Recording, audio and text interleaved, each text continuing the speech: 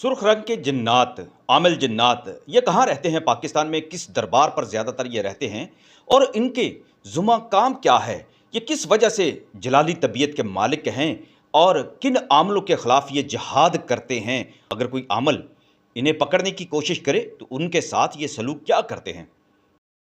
आज की वीडियो के हाइलाइट में मैंने जो नुक्ता बयान किया है, उसकी तफ़सील मैं आपको बताने लगा हूँ कि पाकिस्तान में एक मुकाम ऐसा है, एक दरबार ऐसा है, पाकिस्तान में ही अल्लाह के एक वली लाल शहबाज़ कलंदर का जो मज़ार है, वहाँ लाल चेहरे वाले, सुर्ख़ चेहरे वाले जिन्नात का पहरा है। बड़े जलाली किस्म के ये जिन्नात हैं और ये आमिल हैं। और इनमें एक कबीला ऐसा है जो सिर्फ़ आमिलीन का है। और किस आयत मुबारका और किस वज़ीफ़ा की वजह से ये आमिल बने कि सदियों से वो वज़ीफ़ा इनका हिर्ज़ जाँ है, इनके लबों पर रहता है, इनकी ज़ुबान पर रहता है, जारी रहता है और ये बड़ी मुशक्क़त करते हैं। और इनका ये जो मुजाहिदा है इस वज़ीफ़े को करने के लिए, ये आम दिनों में पूरा नहीं होता। बाग़ जिन्ना लाहौर में हज़रत बाबा तुर्क मुराद का जो मज़ार है, वहाँ पर मेरी बाबा नूर से मुलाकात हुआ करती थी। तो वहीं पर उन्होंने मुझे एक दफ़ा बताया था, मेरे एक सवाल पर, जिन्नात की जब अक़साम, जिन्नात के मिज़ाज, जिन्नात के आमिलीन के हवाले से जब मेरी उनसे बात हुआ करती थी, तो वह बताया करते थे मेरे सवाल पर कि लाल शहबाज़ कलंदर के दरबार पर जो रहने वाले ज़्यादातर जो जिन्नात हैं, उनके चेहरे बड़े जलाली होते हैं। जब वो इंसानी रूप में ख़ास तौर पर आते हैं, इंसानी रूप में आने के बाद उनके चेहरे जो जलाली होते हैं, सुर्ख़ रंग के उन्होंने कपड़े पहने होते हैं। और बाज़ जिन्नात के हाथों में तो सुर्ख़ रंग के झंडे भी होते हैं। और ये एक तरह की एक फ़ोर्स है जिन्नात की, जो आमिलीन की फ़ोर्स होती है। और ये आयतुल कुर्सी के आमिल होते हैं। और आयतुल कुर्सी का ये जो वज़ीफ़ा है, इसका मुजाहिदा जो है, ये सैकड़ों साल तक ये करते रहते हैं। उसके बाद जाकर इनका ये वज़ीफ़ा जो है मुकम्मल होता है। और ये बड़े मुत्तकी मगर जलाली किस्म के जिन्नात हैं।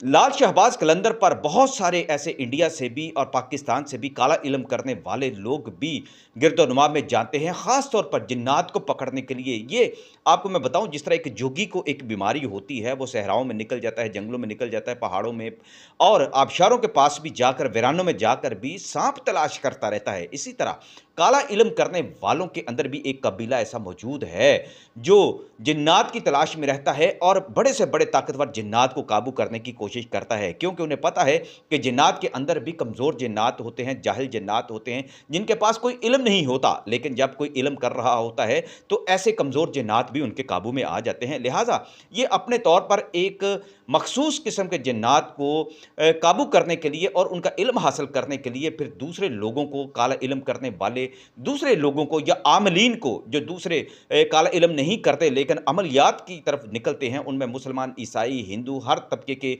और हर मसलक के और हर मज़हब के जो आमिल होते हैं, ये उनके साथ मालूमात शेयर करते हैं, उनको बताते हैं कि किसी ताकतवर जिन को काबू करने के लिए उन्हें क्या करना चाहिए। और उसके लिए फिर वो अच्छा भला पैसा भी उनसे तलब करते हैं। फिर उनको वो ज्ञान और वो वज़ीफ़ा और वो अमल जो है, वो सारे का सारा सिखाते रहे हैं। इंडिया से आने वाले जो बहुत सारे जादूगर, जो बड़े ताकतवर जादूगर भी होते हैं, वो ख़ास तौर पर जब सिंध में अपना उतारा करते हैं और वहाँ से फिर बलूचिस्तान की तरफ जाते हैं। बलूचिस्तान में भी चूँकि बहुत सारे ऐसे मुकामात मौजूद हैं, जहाँ पर बहुत सारे आमिलीन उन्हीं मुकामात पर जाकर चिल्ले और मुजाहिदे करने की कोशिश करते हैं, खराफात भी करते हैं। जहाँ किसी ज़माने में सूफ़िया कराम और बहुत सारे ऐसे औलिया अल्लाह ने मुजाहिदे किए थे, लेकिन ये खराफात के आदी होते हैं, कुरान और सुन्नत से बहुत दूर होते हैं। और वैसे भी इनमें बहुत सारे लोग मुशरिक होते हैं। लेकिन इस इल्म को, काला इल्म को हासिल करने के लिए वो हर हद को पार कर जाते हैं, हर तरह की अखलाकियात को पार कर जाते हैं, जिनकी ना को मज़हब इजाज़त देता है, ना ही इंसानी अखलाकियात इसकी इजाज़त देती है। लेकिन ये एक ऐसी बीमारी है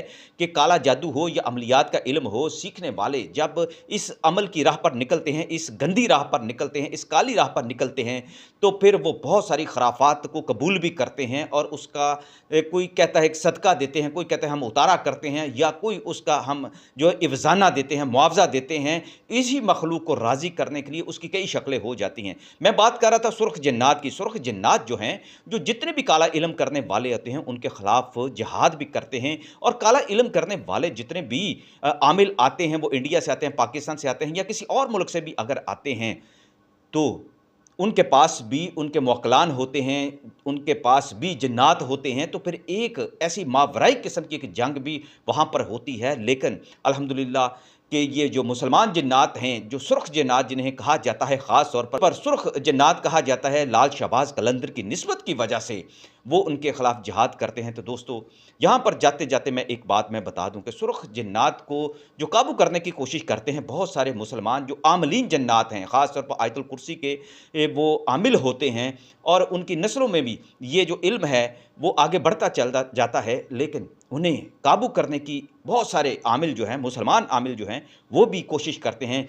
लेकिन जो कोई भी कमज़ोर आमिल होगा, जिसका पीर पीछे तगड़ा नहीं होगा या जिसका मुर्शिद तगड़ा नहीं होगा, जिसका पीछे उस्ताद जो है, वो तगड़ा नहीं होगा और जिसके असाब बहुत ज़्यादा मज़बूत नहीं होंगे, वो कभी उन पर काबू नहीं पा सकता। अगर काबू पा ले, तो फिर मान लिया जाता है कि ये आमिल बहुत तगड़ा है और ऐसे चंद एक आमिल ही पाकिस्तान में होंगे जिन्होंने सुर्ख जिन्नात को अमल के ज़रिए से तस्ख़ीर किया हो और उन्हें काबू में किया हो। लेकिन आम कोई भी जिन्नात जो हैं वो इसकी जुर्रत नहीं करते और जो ख़ास बात ये है कि ये जो जिन्नात हैं ये सिंध की हदूद से ख़ास तौर पर लाल शहबाज कलंदर के हदूद व अरबा से बाहर बहुत कम जाते हैं।